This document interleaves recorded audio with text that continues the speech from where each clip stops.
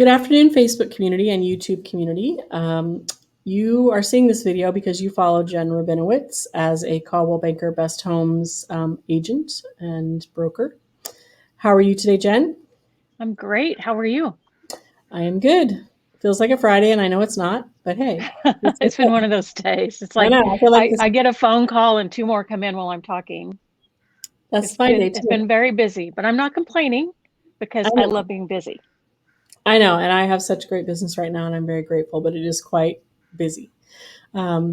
So you are not in your office. Or maybe you are in your office. Where are you? Tell us where you are. My office is everywhere I am. I'm so Mhm. used to working from a mobile position.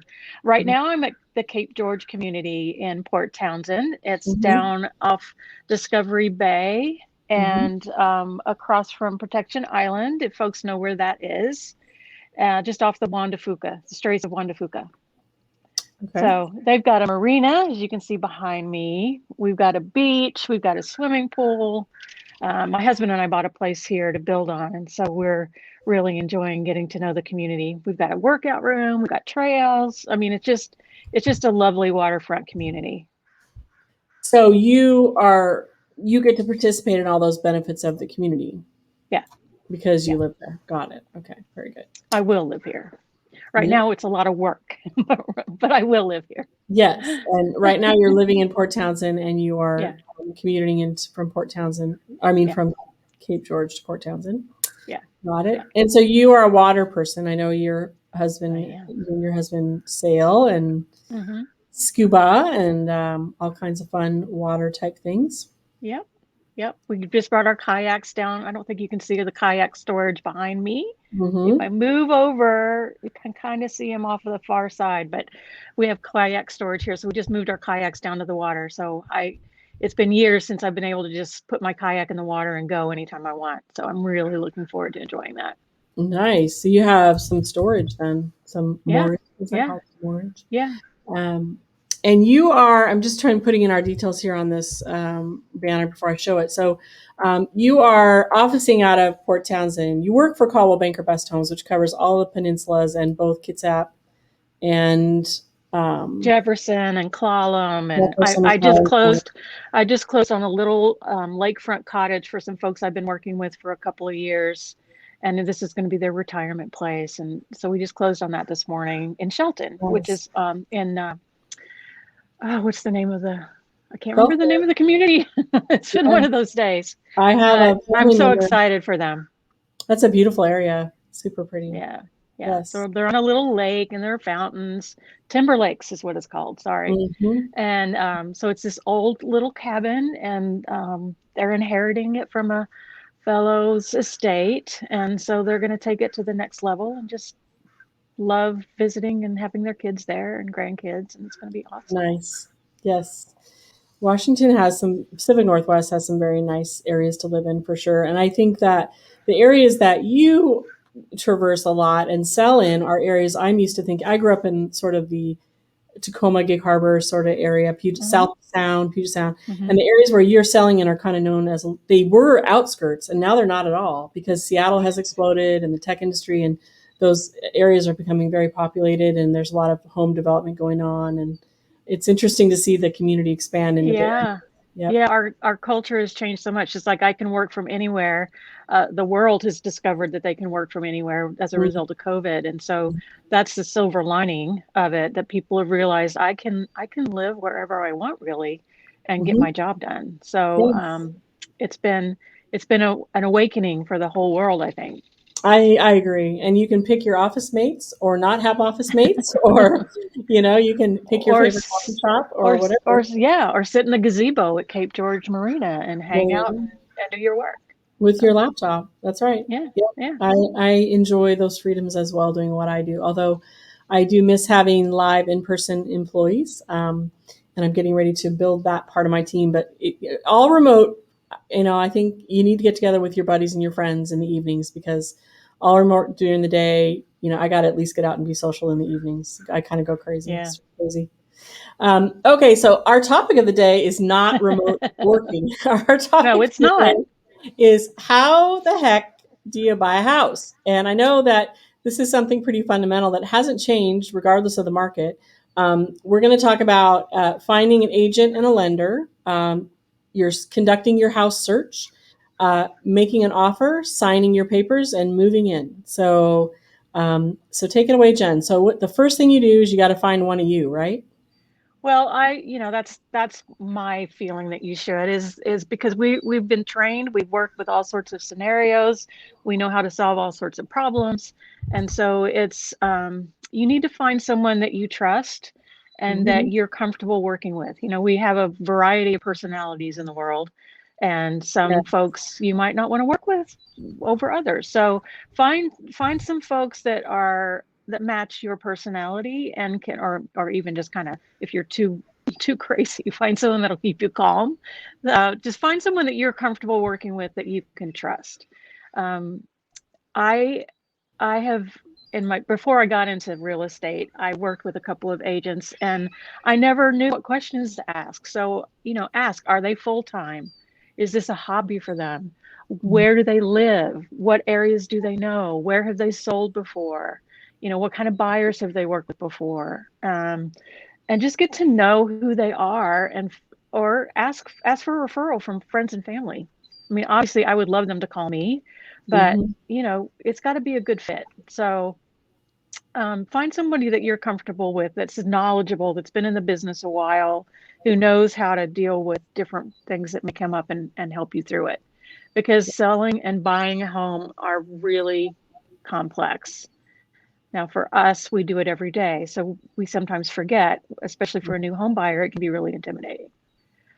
So, Yes, it is complex and it is also stressful. yes, it is. And to me, it is a project. And so, there's a beginning, a middle, and an end. And to Yeah. me, the role of the broker and the agent is to kind of navigate, even if you're an experienced buyer or seller, just to navigate the process, keep things moving forward. And if I know people have different senses of urgency, but sometimes the school year is going to start and you got to have a house. So you need an agent that's confident of the areas, the schools, what there is to do for fun. What's my chances of finding childcare if you have kids, or where are the doggy daycares if you have pets. And it's nice to have someone that lives and works in the community where you're looking, right? So Yeah, exactly.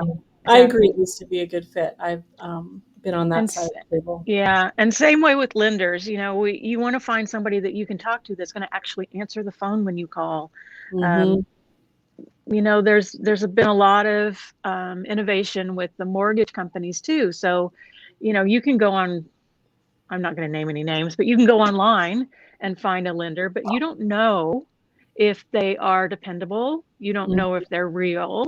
You don't know if they're going to be able to meet the deadlines that you have to have with your contracts. So, a good realtor can also point you in the direction of interviewing some good lenders that'll walk you through what you need to do and make sure that they're going to be there when you need them when you're ready to close. Because getting through underwriting is not fun, honestly. So, No. you need somebody that's going to be there to talk you through it and help you through it, and who's dependable and not just some call center in the middle of nowhere that God only knows who they are.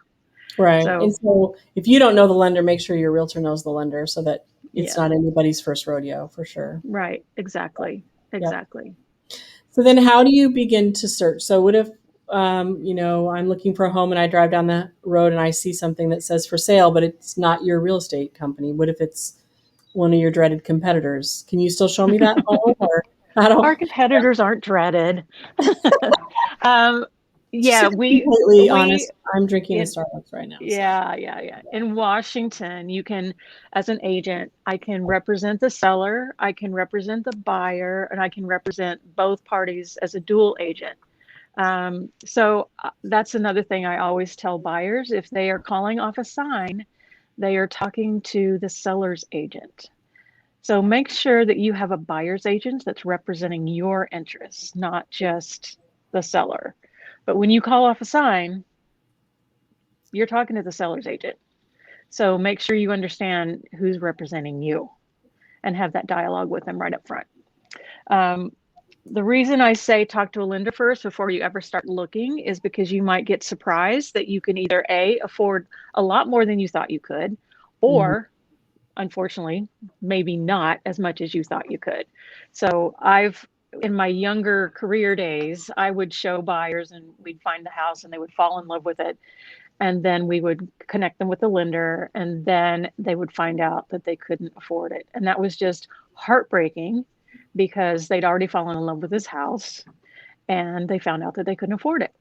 So I switched that around and said, let's make sure that there aren't any surprises for you. Let's get you pre-qualified, and actually now we get you pre-approved because it's so competitive at the moment. Things go so fast that you need to have yourself as a buyer pre-approved, and then all the underwriters have to do is go through and approve the house.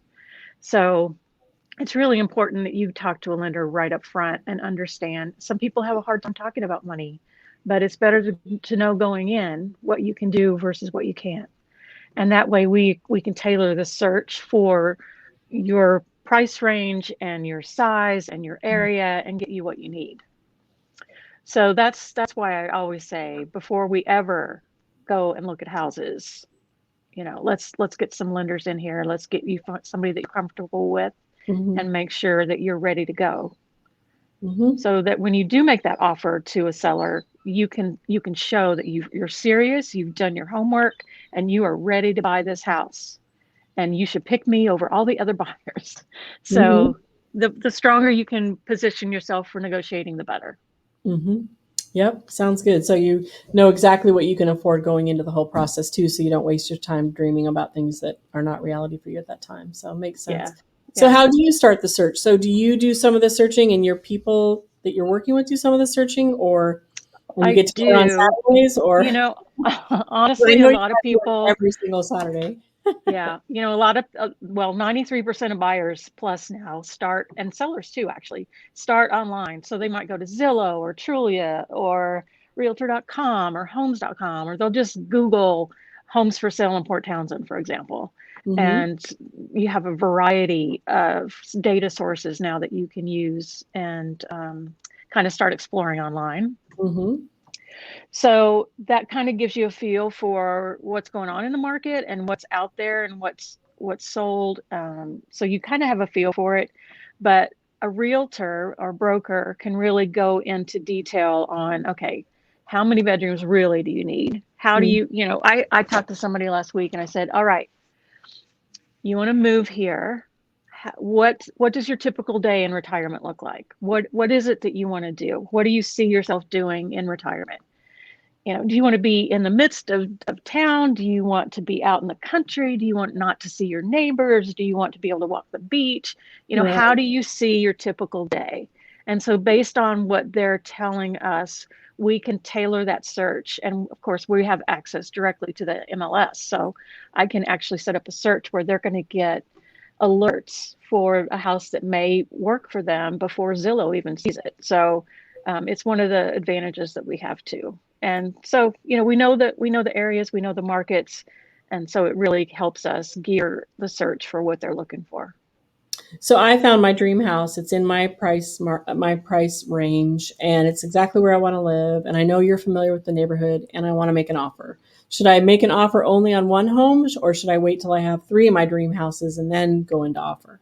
Well, it's always good to have options, but you want to negotiate in good faith. So you should make one offer on one house, but position yourself to be competitive. So for example, you're going to maybe put in an escalation clause. It's kind of like eBay where you say, okay, I love this house, but I'm not willing to pay more than this for it.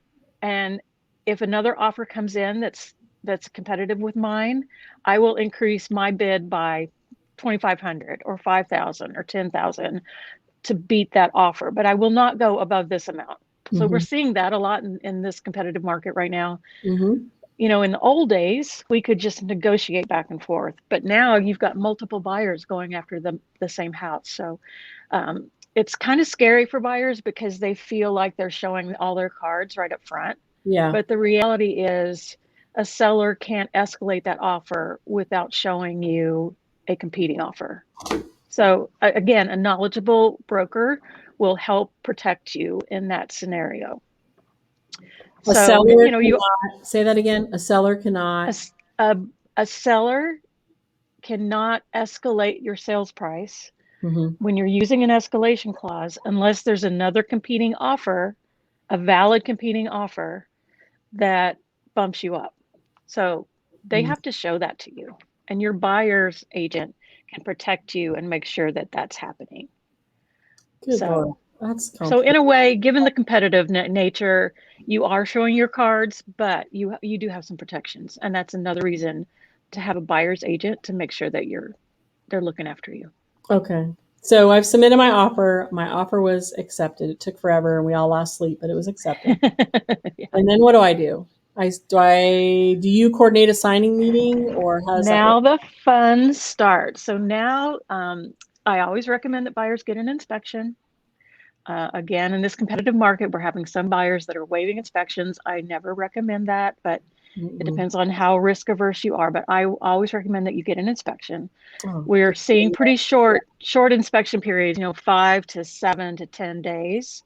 Mm-hmm. So you have a licensed home inspector come in. You can have any contractor, an electrician, a roofer, Mm-hmm. whoever you want to come in and inspect that house for you and make sure that you're comfortable with the condition.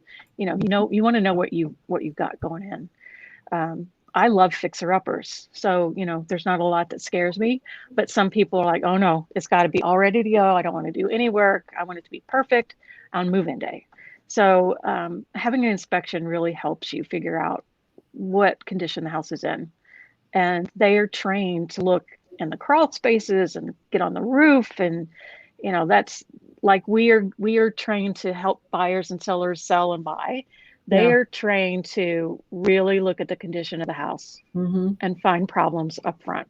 So always get a home inspection. I always recommend that. It's just too scary otherwise.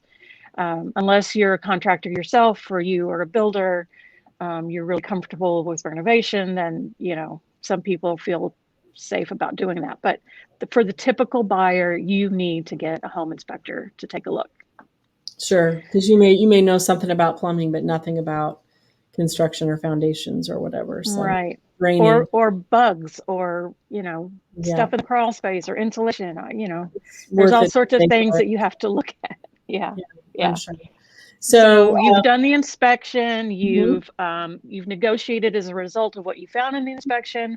We're seeing a lot of buyers do a pass or fail kind of scenario where because of the competition, we're going, okay, we're not going to ask you for a bunch of repairs. It's going to be pass or fail. So you're going to know pretty quickly, Mr. Seller, how if we're going to go ahead with this or not. Mhm. So that's helped be a little more competitive buyers too. Then the title company goes and does a title search to make sure you've got clear title. It's got to be a marketable title. The seller has to have, clear ownership to transfer this property to you.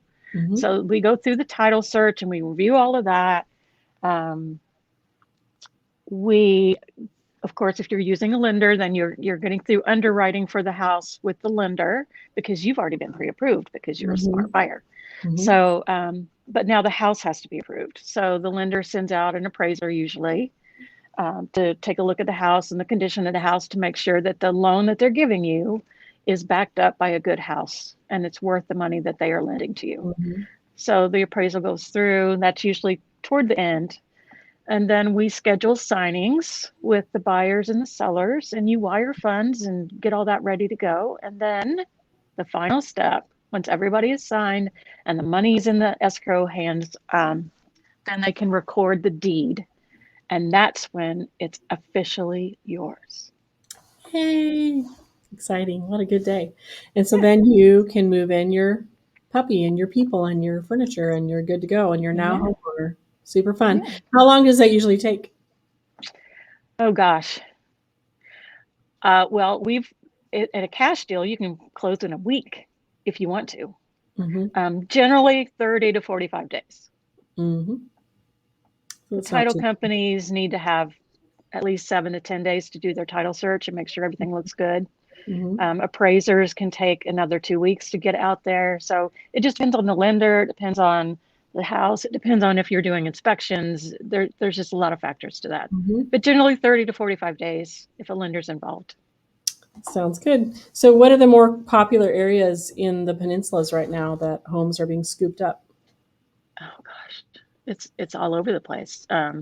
Port Townsend is, we're generally seeing offer review dates 5 to 7 days after it goes on the market. Everywhere. I mean, people are, there's a buyer for every property. So Sequim is very active.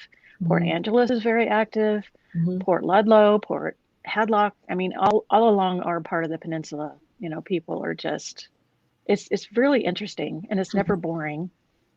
Houses have personalities just like people. So it's nice to have those choices to look at. Yeah, and with views and without views, and with mountain views versus water views. So are they moving from the other larger cities, or are they moving from out of state? I'm just curious. It's a mix. It's a mix. We're seeing a lot of California folks affected by the wildfires coming up. And we're seeing some Arizona folks who it's just the temperatures are just climbing. So they're calling themselves climate refugees. I've had 2 people talk about, I'm a climate refugee in the last 2 weeks, and I didn't expect that. So we're seeing that. Of course, I'm a refugee from Texas. So it was getting too hot in Texas, and Hurricane Harvey hit. And, so we came up here and we love it. Yeah, moderate, isn't it? Yes, nice. Well, very good. Well, thank you. So I'm just going to go over the steps one more time. So find a great agent lender, begin your search, collaborating with your wonderful agent and your lender who's told you how much you can afford. Make some offer, or make a offer. Sounds like good faith offer.